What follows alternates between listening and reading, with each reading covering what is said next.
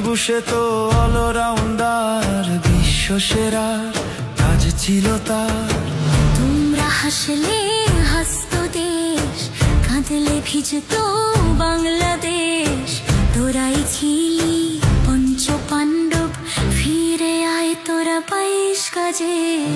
তোমরা হাসলে